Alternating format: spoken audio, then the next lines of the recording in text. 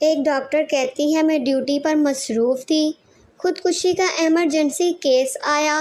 لڑکی کا نام آمنہ تھا۔ میں نے 8 سال کے کیریئر میں ایسی خوبصورت لڑکی پہلی بار دیکھی تھی۔ وہ بے ہوش کی حالت میں تھی۔ اس کو اٹھا کر لے آنے والے اس کے والد تھے۔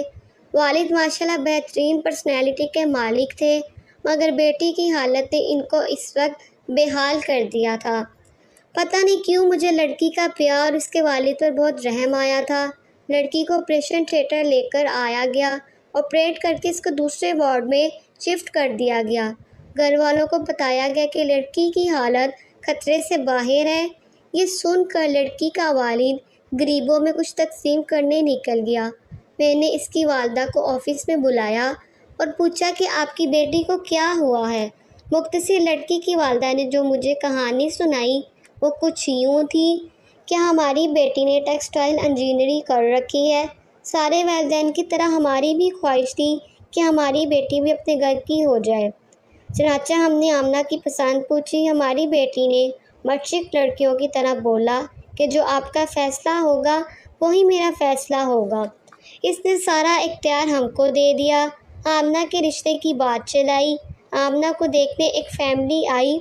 لوازمات اور خدمات سے مستفید ہونے کے بعد عورتیں آمنہ کے کمرے میں گئیں۔ ایک نے آمنہ کے ہاتھ سے چائے پینے کی فرمائش کی۔ اس کے بعد وہ لوگ چلے گئے۔ چند دن بعد بغیر کچھ بتائے رشتے سے انکار کر دیا۔ آمنہ کے لیے پہلی بار تھا جب وہ ریجیکٹ ہوئی، مگر ماں باپ کی تسلی نے آمنہ کو بہت حوصلہ دیا۔ ایک بار پھر آمنہ کو دیکھنے فیملی آئی۔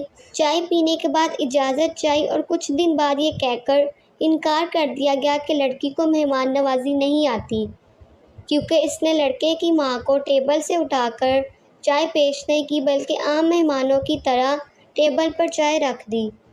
اس انکار کے ساتھ آمنہ اور آمنہ کے والد بھی اندر سے ٹوٹ پھوٹ گئے۔ اللہ کی رضا سمجھ کر صبر کیا۔ کچھ دنوں بعد ایک نئی فیملی آئی۔ اس فیملی کے بیٹھتے ہی آمنہ نے ان کے پاؤں کے جوتے بھی اتارے اور اس جگہ چائے پیش کی۔ اس فیملی نے ایک بار یہ کہہ کر انکار کر دیا کہ آپ کی بیٹی پر جنات کا سایہ، ورنہ کوئی میزبان پہلی بار گھر آتا ہے تو اس کی اتنی مہمان نوازی کون کرتا ہے۔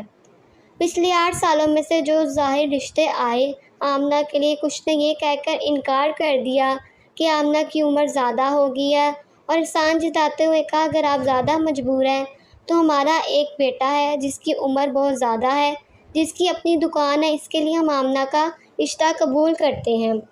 اتنا کہتے ہی آمنہ کی ماں سسکیاں لے کر رونے لگی اور کہا آپ بھی تو ایک ماں ہیں، اور ماں جتنی بھی مجبور ہو غیروں کے سامنے کیا کہہ سکتی ہے۔ اور میری بیٹی کل سارا دن میرے سینے سے لگ کر روتی رہی اور کہتی رہی ان لوگوں کے معیار تک آتے آتے میری عمر زیادہ ہو گئی ہے۔ اور ماں بولی نہ جانے کب اس نے دنیا کو الوداع کرنے کا فیصلہ کر لیا، اور کہتی رہی میرا منور سایہ میری بہن کو بھی میرے والد کی دہلیز پر بوڑھا کر دے گا۔ میں نے آمنہ کی والدہ کو پانی پلایا۔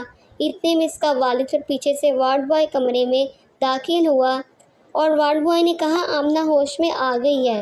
آمنہ کی والدہ بجلی کی تیزی سے وارڈ میں داخل ہوئے۔ آمنہ کا سر اٹھایا اور سینے سے لگا کر رونے لگی۔ اتنے میں اور آمنہ کا باپ بھی وارڈ میں داخل ہوئے۔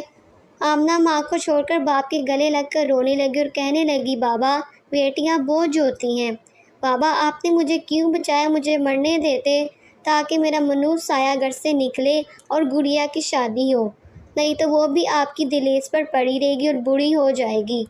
آمنہ کا باپ چپ چاپ آنسو بہا رہا تھا۔ میں نے حالات آؤٹ آف کنٹرول ہوتے ہوئے دیکھے تو میں نے آمنہ کو انجیکشن دے دیا اور آمنہ کے والد کو لے کر آفس میں آ گئی۔ میں نے آمنہ اور اس کی چھوٹی بہن کو اپنے دونوں بھائیوں کے لیے مانگ لیا۔ آمنہ کے والد کی آنکھیں اچانک برسنے لگیں، مگر اب وہ خوشی کے آنسو تھے۔ میرے دونوں بھائیوں بھی ڈاکٹر تھے۔ میں نے ان کو اپنا فیصلہ سنا دیا۔ وہ دونوں خوشی سے قبول کر چکے تھے۔ ویسے یہ تحریر لکھ کر میں آپ لوگوں سے یہ التجا کر رہی ہوں، شادی ایک عورت سے کرتے ہیں، کسی حور سے نہیں۔ کسی کی بیٹی کو ریجیکٹ کرنے سے پہلے اس کی جگہ اپنی بیٹی کو رکھ کر سوچئے۔ اگر ایپ کے بنا پر ریجیکٹ کرنا ہو تو لڑکیوں سے دگنی تعداد میں لڑکے ریجیکٹ ہوں گے۔ مجھ سے دنیا میں کسی بھی فارم پر کوئی بھی بندہ بحث کر لے، میں ثابت کر دوں گی کہ مرد میں زیادہ عیب ہے۔ میں ہاتھ جوڑ کر خدا اور اس کے رسول صلی اللہ علیہ وسلم کا واسطہ دے کر یہ التجا کرتی ہوں، کسی کو بلا وجہ عیب زیادہ کہہ کر ریجیکٹ نہ کرو۔ آپ لوگ اللہ کی مخلوق کی عیبوں پر پردہ ڈالو، اللہ تمہارے عیبوں پر پردہ ڈالے گا۔ آپ کے نکالے عیب نہ جانے کتنی لڑکیوں کو قبر میں دھکیل دیتے ہیں۔